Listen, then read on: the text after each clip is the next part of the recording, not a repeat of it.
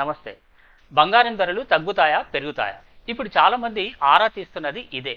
So ఎప్పుడు ఈ రేట్లు ఎలా ఉంటాయో అంతు చిక్కడం లేదు. అందుకే చాలామంది ఈ ధరల విషయం తెలుసుకుంటూనే ఉన్నారు.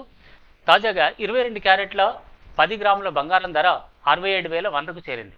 అలాగే 24 క్యారెట్ల 10 గ్రాముల బంగారం ధర 73,200కు చేరింది. సో ఇలా ధరలు పెరిగిపోతూనే ఉన్నాయి. సో రోజు రోజుకు పెరగడం కానీ తగ్గడం అంటూ లేవు. ఒక రకంగా చూస్తే ఇప్పుడు ఇది ₹1,00,000 వైపు దూసుకెళ్తోంది.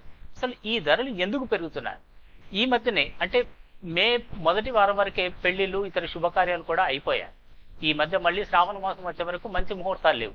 అయినా సరే ధరలు ఎందుకు పెరుగుతున్నాయి అంటే దీన్ని బట్టి చూస్తే ఏంటిదంటే పెళ్లిళ్ళ సీజన్కు ఈ ధరల పెరుగుదలకు అసలు సంబంధం లేదనే విషయం అర్థమవుతుంది. మరి ధరలు ఎందుకు పెరుగుతున్నాయి అంటే దీనికి చాలా కారణాలు ఉన్నాయి. ఒకటి ఉక్రెయిన్ రష్యా యుద్ధం, రెండవది ఇజ్రాయెల్ హమాస్ మధ్య జరుగుతున్నటువంటి యుద్ధం, ఇక మూడవది అమెరికాలో డాలర్ విలువ హెచ్చు తగ్గుల వల్ల, నాలుగవది అంతర్జాతీయంగా ఆర్థిక మాంద్యం మేఘాలు కమ్ముకు రావడం, సో ఐదవది ముడి చమురు ధరల్లో హెచ్చు తగ్గులు.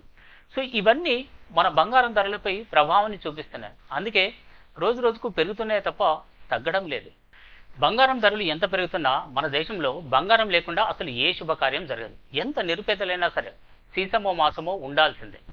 సో మరి బంగారాన్ని ఎక్కువగా ఎవరు కొంటారో తెలుసా? ఒకటి సంపన్నులు అంటే ధనవంతులు, రెండవది మధ్యతరగతి వాళ్ళు.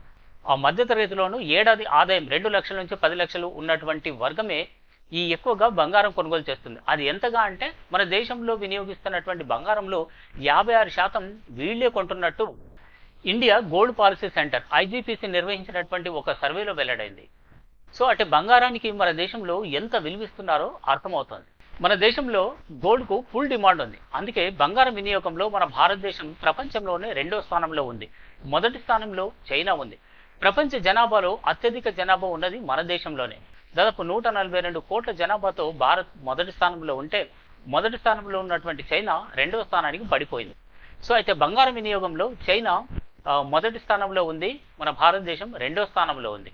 చైనా ఏటా 1150 టన్నుల బంగారాన్ని విదేశాల నుంచి దిగుమతి చేసుకుంటే, మన దేశం 800 నుంచి 1000 టన్నుల బంగారాన్ని ముఖ్యంగా స్విట్జర్లాండ్, దక్షిణాఫ్రికా వంటి దేశాల నుంచి దిగుమతి చేసుకుంటారు. ఎందుకు మరి ఇంతగా విదేశాలపై ఆధారపడాల్సి వస్తుంది అంటే మన దేశంలో బంగారు గనులు అనేవి లేవు. ఉన్నటువంటి కోలార్ బంగారు గనులు అవి 2001లోనే మూతపడ్డాయి. అప్పటికే అంటే దాదాపు 120 ఏళ్ల ఈ కోలార్ గనుల చరిత్రలో అది మనకు 800 టన్నుల బంగారాన్ని అందించాయి. సో ఇక ఉన్నటువంటి మిగతా బంగారపు గనుల్లో కేవలం ఏడాదికి 1500 కిలోల నుంచి 1600 కిలోల బంగారం మాత్రమే ఉత్పత్తి అవుతుంది. సో అందుకే మన భారతదేశం బంగారం కోసం ఎక్కువగా విదేశాలపై ఆధారపడాల్సి వస్తుంది. మన భారతదేశం ఏటా 800 నుంచి 1000 టన్నుల బంగారాన్ని విదేశాల నుంచి ఇంపోర్ట్ చేసుకుంటాం. మరి ఈ బంగారం అంతా ఎడిపోతుంది. సో దీనికి ప్రధానంగా 2 కారణాలు ఉన్నాయి. ఒకటి ఏంటంటే సంపన్న వర్గాలు ఎక్కువగా ఆభరణాలు చేయించడం, లేదంటే మిగతా దాన్ని బిస్కెట్ల రూపంలోకి మార్చి నిల్వ చేస్తున్నారు.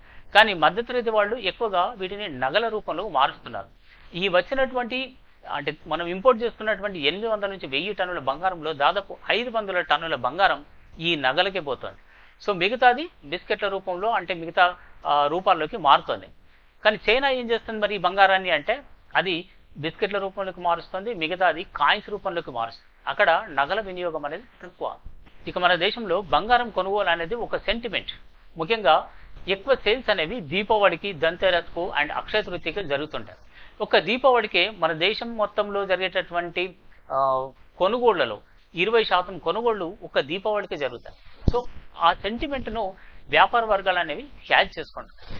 సో మరి ఈ ధరలు నిజంగా దిగి వస్తాయా లేదా అని అంటే ఇది అంతర్జాతీయంగా ఏర్పడినటువంటి ప్రతికూల ప్రభావాలు. అంటే అక్కడ యుద్ధాలు ఆగిపోవాలి, ఈ అమెరికా డాలర్లో వచ్చేటటువంటి హెచ్చు తగ్గులు ఆగిపోవాలి, ఆ ముడి చమురు ధరల్లో కూడా స్థిరత్వం అనేది రావాలి. సో ఇలా ఈ రకరకాల కారణాలన్నీ మన బంగారం ధరలపై ప్రభావం చూపుతున్నాయి.